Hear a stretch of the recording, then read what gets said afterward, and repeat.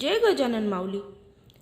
आजचा हा व्हिडिओ तुमच्याकडे आलाय, त्यामुळे हा व्हिडिओ काहीतरी घेऊन आलाय असं समजा आणि व्हिडिओला शेवटपर्यंत बघा। त्यामुळे तुम्हाला काहीतरी शिकायला मिळेल व त्यातून तुमच्या आयुष्यात काहीतरी बदल होईल। शास्त्रात जीवनाची उत्तरं मिळतात का? शास्त्र म्हणजे नेमकं काय? पुस्तके वाचून आयुष्याची उत्तरे मिळाली असती तर वयाची 25शी उलाटल्याच्या आतच प्रत्येकाला आयुष्याचा अर्थ समजला असता। पण तसं का होत नाही? कारण त्या वाचनाला स्वतःच्या परिचितीचा स्पर्श होत नाही। म्हणून आयुष्यात अनेक प्रकारचे अनुभव घेतल्यावरच शास्त्रवचने पडतात। हेच तत्त्व आणि जीवनाच्या प्रवासालाही लागू आहे। या प्रवासात जेव्हा प्रचिती येते, सुखदुःखाची ओळख होते, तेव्हा या अनुभवाचे प्रतिबिंब म्हणजे शास्त्र असा उलगडा होतो। ऐकून घ्यावं लागतं। ज्या माणसांना फक्त ऐकून घ्यावं लागतं अशा माणसाची रास परवड असते किंवा फरकट असते।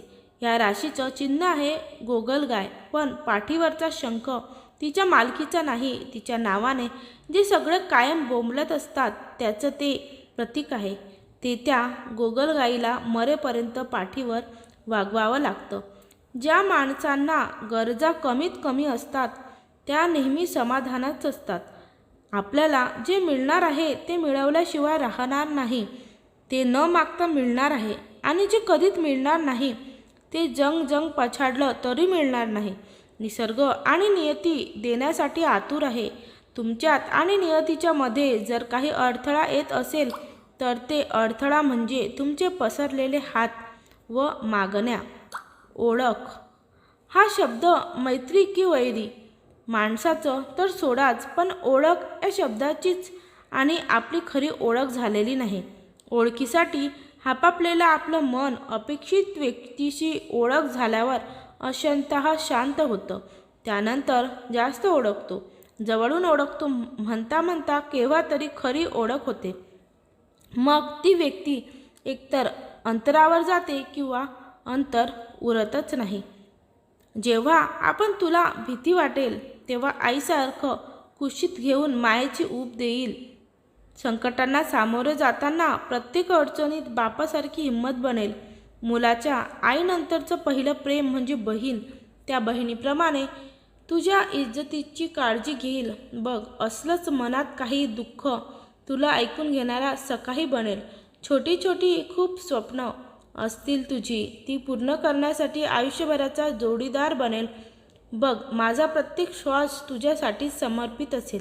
बस हेच आहे माझं प्रेमातील समर्पण।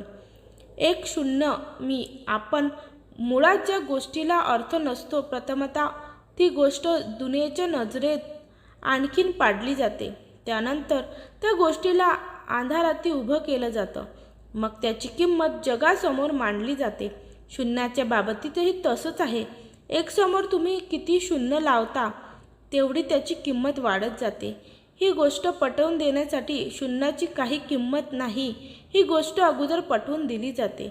एकंदरीतच काय तर पोपटानं खाल्लेला पेरू गोड असतो किंवा त्याला गंधारून समजतं की हा पेरू गोड आहे। यात जसा युक्तिवाद केला जातो तसाच युक्तिवाद आपण एक शून्य आहोत ही गोष्ट ठळकपणे निदर्शनास आणण्यात केली आहे, याची प्रचिती आपणा सर्वांसमोर आलीच असेल। रोज सकाळी परमेश्वर या पृथ्वीवर सुखदुःखाची नाणी फेकत असतो। ज्यांच्या हाती सुखाची नाणी पडतात तो सुखाचा व्यापार करतो, पण दुःखाची नाणी हाती पडूनही जो सुखाचा व्यापार करतो त्याला जीवन जगणे म्हणतात। आयुष्य खूप सुंदर आहे, फक्त तसं जगता यायला पाहिजे। तुकाराम महाराजांनी सांगितले आहे की बोलून टाकावं पण टाकून बोलू नये, ज्याने माणसाची मने विनाकारण दुखावली जातात। आपणासाठी माणसे काल, आज आणि उद्यासुद्धा तेवढीच महत्त्वाची आहेत। जीवनात ज्यांचे व्यसन जडावी अशी माणसे क्वचितच भेटतात। कुठे स्नेहाला ती माणसे उणी पडतात, कुठे आपण उणे पडतो। वर्षानुवर्षाचा दाट परिचय असतो, पण दोन व्यक्तींमध्ये दूध साखरेसारखी मिसळून येत नाहीत। ते एकत्र येणे, बसणे, उठणे सगळे असते, पण एकमेकात विरघळणे नसते। आपल्याला एखाद्या व्यसनासारखी त्या माणसाच्या भेटीची तलफ येत नाही। आयुष्यात माणसं रियालिटी स्वीकारून जगण्यापेक्षा इमॅजिनेशनच्या जगात जास्त जगत असतो. सतत माणसाच्या डोक्यात भूतकाळात घडून गेलेल्या गोष्टी आणि भविष्यात घडणाऱ्या गोष्टी या सगळ्याचं चक्र सुरू असतं. जे झालं ते वेळेनुसार मागे टाकता यायला हवं आणि समोर जे काही होईल त्यासाठी रियालिटी म्हणजेच वर्तमानामध्ये जगून त्यावर काम करता यायला पाहिजे. काय असतं ना, बऱ्याच वेळा आपण नाती सांभाळण्यासाठी परत परत झुकतो, पण ती नाती झुकल्याने सांभाळली जातात का?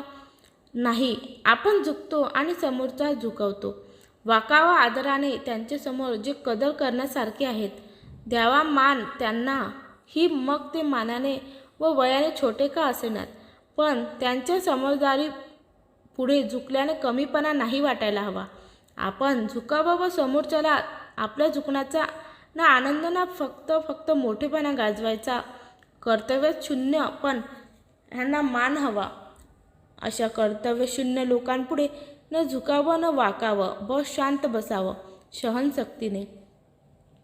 असं खूपदा होतं की आपण आपल्या माणसांवर हक्क दाखवण्याचा प्रयत्न करतो. अर्थात माणूस आपला आहे म्हणजे आपला त्यांच्यावर तिच्यावर हक्क आहे असं आपल्याला वाटतं.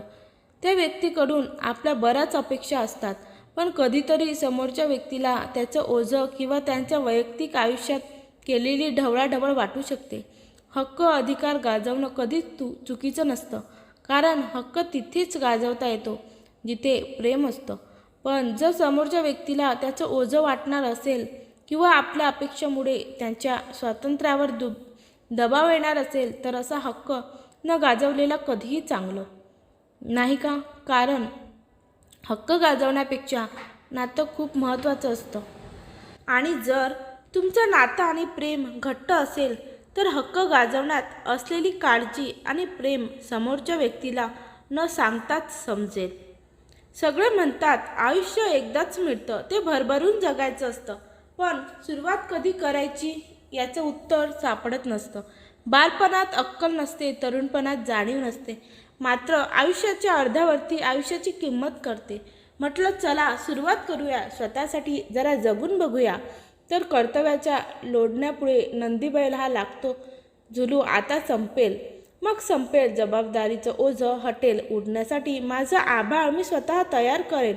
दिवस असेच सरत राहतात, वृद्धत्वाकडे झुकत राहतात. बकेट लिस्ट वाढता पहिल्या इच्छा धुसर होतात. डोळ्यासमोर निख आकाश, हृदयामध्ये सागर. कल्लोष चितेवरती पडल्यावर आयुष्याचा संपतो हिशेब.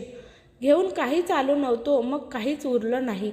इथंच संपलं सगळं आणि शून्यमधून इथेच शून्य झालो. संगत. जीवन जगताना संगती अशी खूप महत्त्वाची आहे. बाभळीच्या झाडाशेजारी केळीचे झाड वाढले तर बाभळीच्या काट्याने त्याची संपूर्ण पाने फाटून जातात. या उलट चंदनाच्या झाडाशेजारी लिंबाचे झाड वाढले तर लिंबाच्या गाभ्याला चंदनाचा सुवास येतो. ज्याप्रमाणे रामाच्या सहवासात हनुमान धन्य झाला, श्रीकृष्णाच्या सहवासाने अर्जुन सर्वश्रेष्ठ योद्धा झाला. या उलट दुर्योधनाच्या सहवासाने भीष्म, कर्ण सर्वश्रेष्ठ असूनही त्यांचा नाश झाला. आपण जे सोबत राहतो त्याच्या विचारांचा, राहणीचा, वागण्याचा अंमल हा आपल्यावर होत असतो. संगतीचे विचार श्रेष्ठ अथवा दूषित होतात. रस्त्यातून वाजत निघालेला बँड पाहायची हौस संपली की बालपण संपलं असं समजावं. श्री स्वामी समर्थ. जय गजानन माऊली. तुम्हाला जर आजचा व्हिडिओ आवडला असेल तर चॅनलला नक्की सबस्क्राईब करा, व्हिडिओ लाईक करा आणि कमेंटमध्ये श्री स्वामी समर्थ जय गजानन माऊली नक्की लिहा. त्याचबरोबर बेल आयकॉनला नक्की क्लिक करा, जेणेकरून व्हिडिओचे नोटिफिकेशन तुम्हाला सर्वात आधी पोहोचतील. आणि त्याचबरोबर हा व्हिडिओ तुम्ही इतरांना शेअर करू शकता. व्हिडिओ शेवटपर्यंत पाहिल्याबद्दल तुमचे मनापासून आभार. धन्यवाद.